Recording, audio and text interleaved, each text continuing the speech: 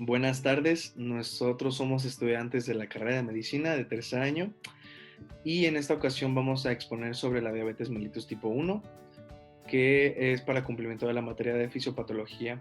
Somos Ever Moisés Bolaños Ochoa, su servidor, Yulisa Epitacio Romero, Eduardo David Anaya Góngora y Jonathan Bartolón Reyes. La definición, primero vamos a abarcar lo que es diabetes mellitus en sí, que es un grupo de enfermedades metabólicas que se caracteriza por hiperglucemia secundaria o por un defecto absoluto en la secreción de insulina que acompaña alteraciones en el metabolismo de lípidos y de las proteínas, lo que conlleva una afectación microvascular y macrovascular y que afecta a diferentes órganos como ojos, riñones, nervios, corazón y vasos.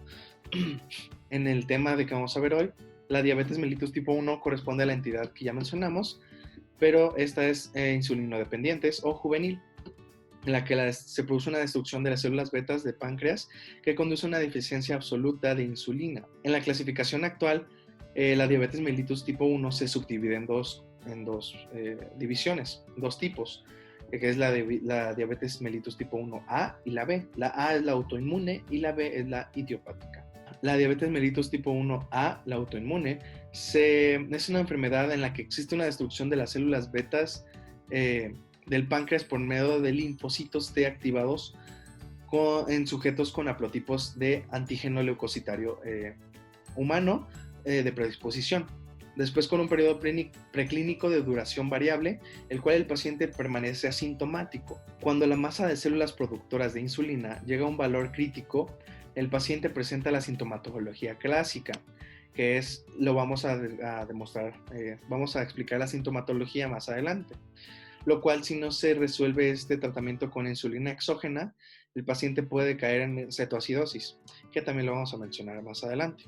En la diabetes mellitus tipo 1B, la idiopática, es una contraposición a la tipo A.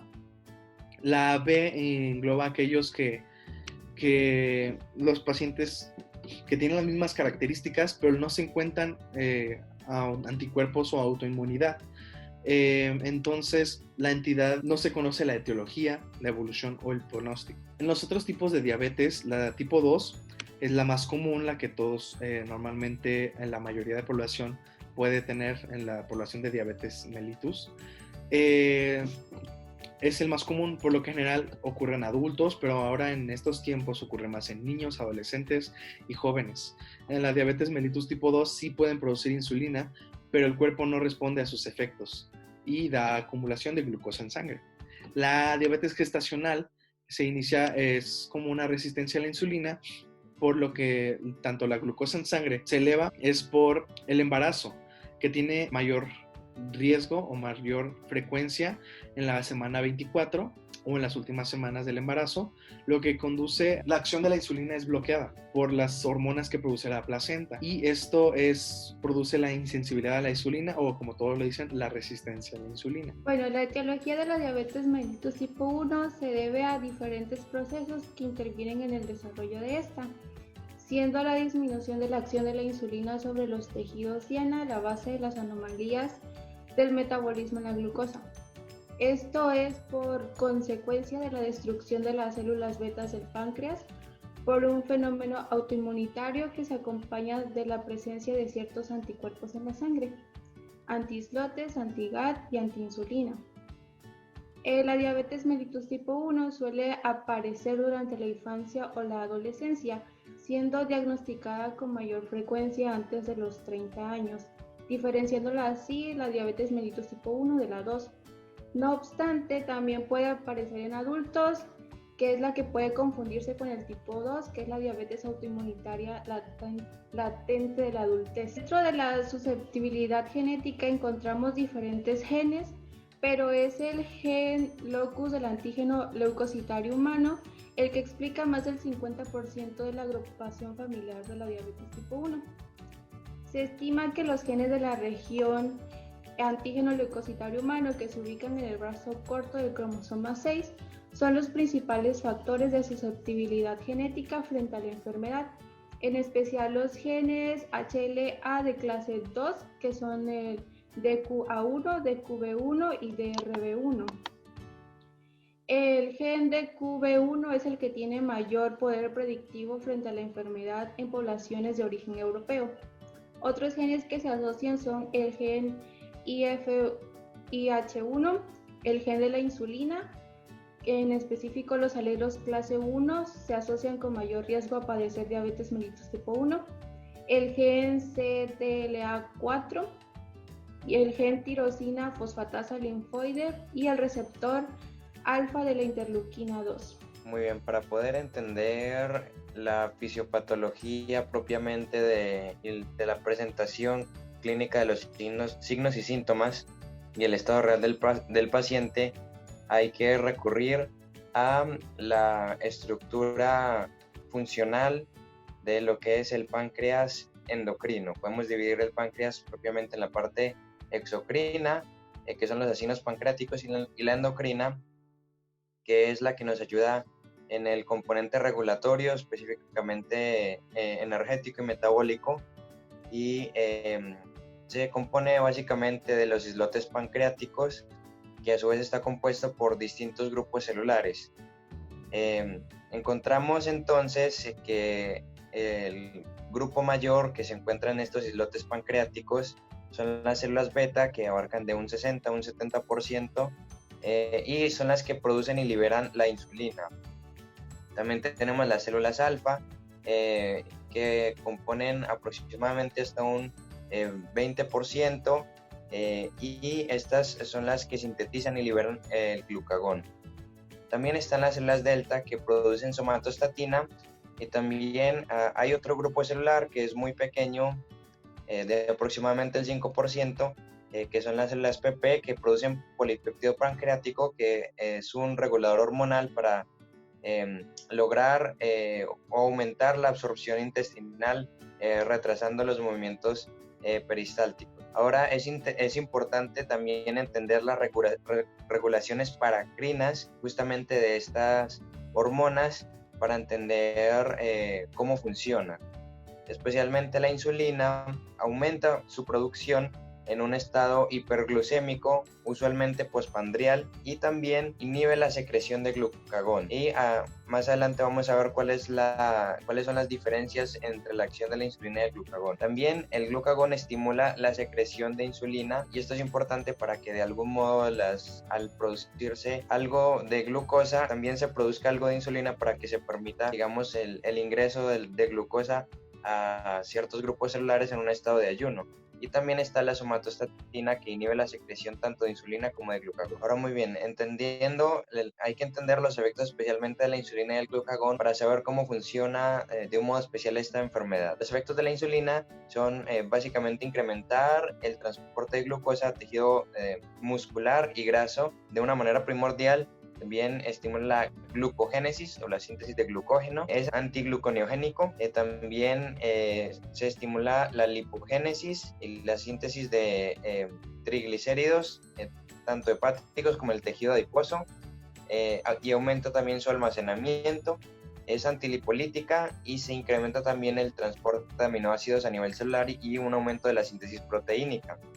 Ahora, contrario completamente a los efectos de la insulina, el glucagón promueve la glucogenólisis, la degradación del glucógeno, también incrementa la gluconeogénesis, especialmente a partir de aminoácidos como alanina, y también aumenta o crea lipólisis, un estado de lipólisis. Esto es muy importante, lo vamos a ver más adelante, y aumenta la cantidad de ácidos grasos disponibles, y aumenta el flujo hepático justamente de aminoácidos para este proceso, aportar el proceso de gluconeogénesis. Ahora, recordar muy especialmente que la insulina y el estado hiperglucémico deberían inhibir al glucagón. Ahora, ¿cuáles son las características justamente de la diabetes mellitus tipo 1? Inicio en la niñez o adolescencia, como ya habían mencionado mis compañeros, y especialmente de inicio abrupto, a diferencia de la diabetes mellitus tipo 2, que es de presentación progresiva, y esta es dependiente de la insulina, porque básicamente es un estado en donde no se está produciendo la suficiente insulina, hay una insuficiencia de insulina propiamente, y hay una tendencia a la cetoacidosis. Vamos a ver la presentación clínica más adelante, Pero los síntomas clásicos de presentación abrupta son la polidipsia, polifagia, poliuria, pérdida rápida de peso, visión borrosa, hiperventilación, confusión mental y posible pérdida de conciencia. Ahora bien, la explicación de ellos es que tenemos polidipsia y polifagia y poliuria debido al estado hiperglucémico o la insuficiencia de la insulina. Bien, tenemos que la insulina no va a estar inhibiendo el efecto del glucagón y esto va a crear este estado hiperglucémico. Ahora, gracias a que no se encuentra la insulina obrando de manera efectiva, entonces menor cantidad de glucosa va a entrar a las células y esto va a generar o a promover este estado de polifagia, porque las células van a estar, por decirlo así, muriéndose de hambre.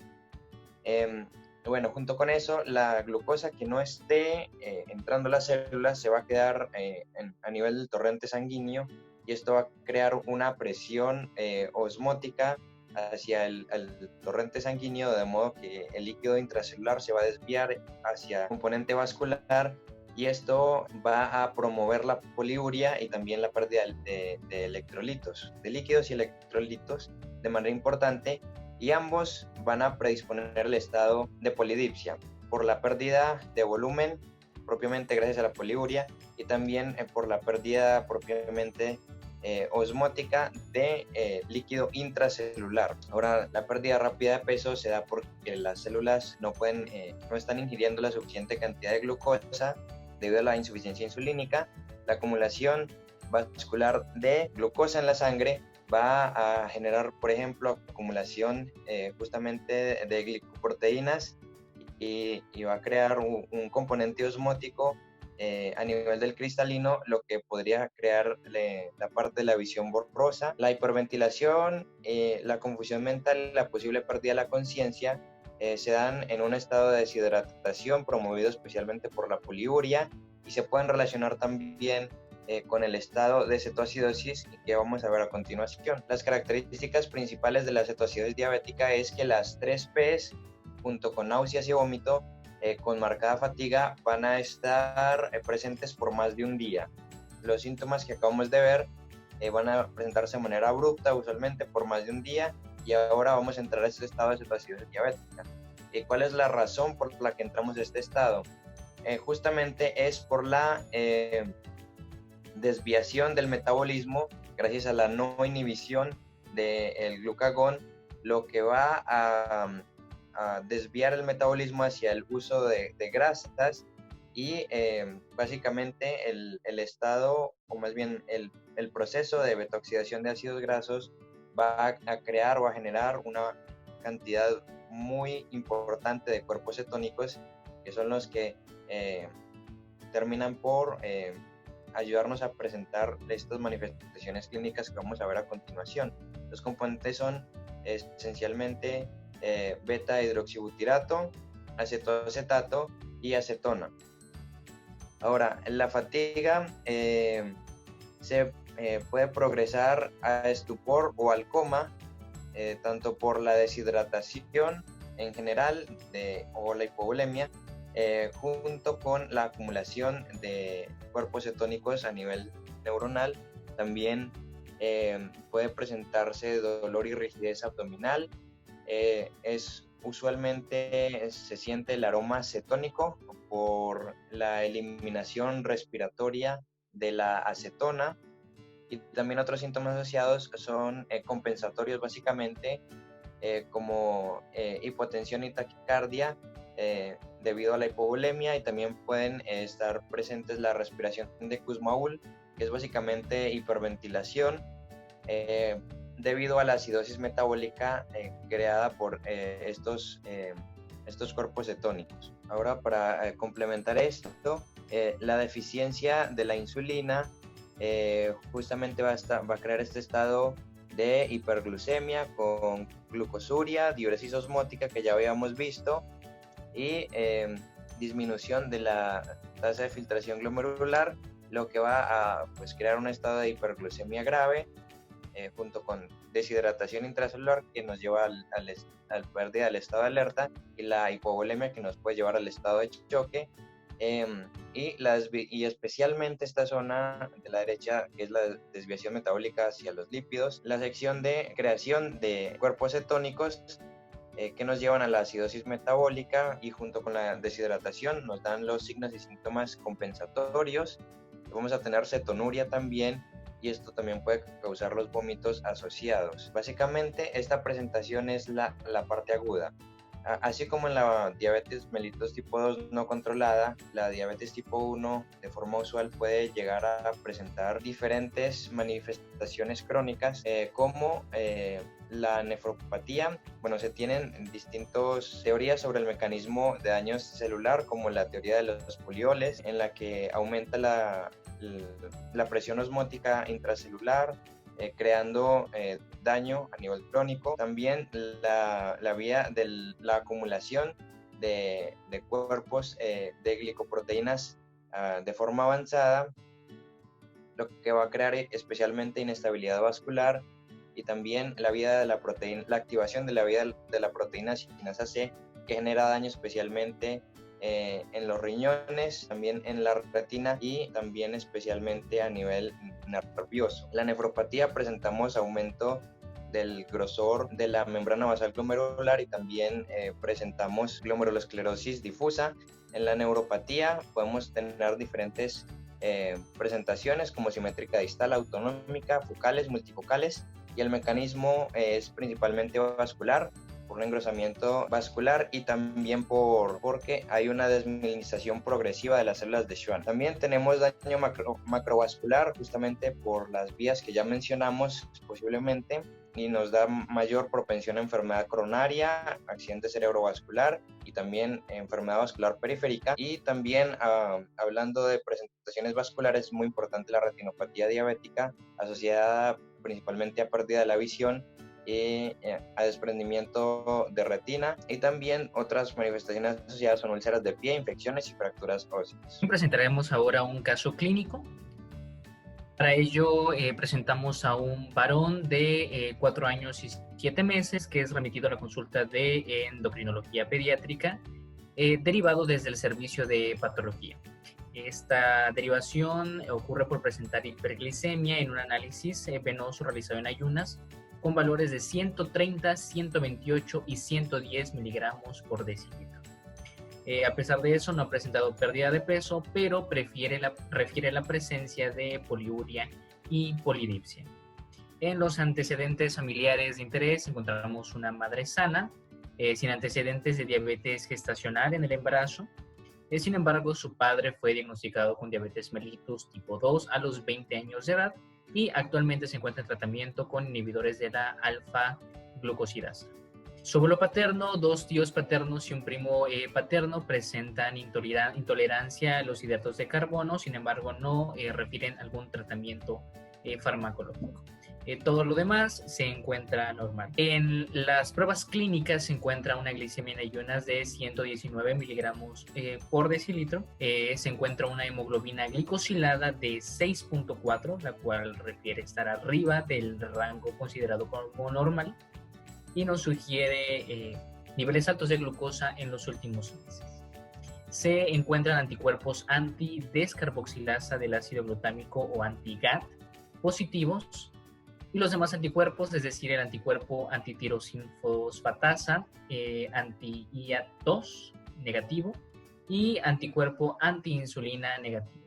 Ante esto se hace el diagnóstico de diabetes mellitus tipo 1 con la presentación habitual, y se decide iniciar con el tratamiento. Bueno, aquí podemos encontrar las referencias donde pudimos sacar la información, y le agradecemos por su atención.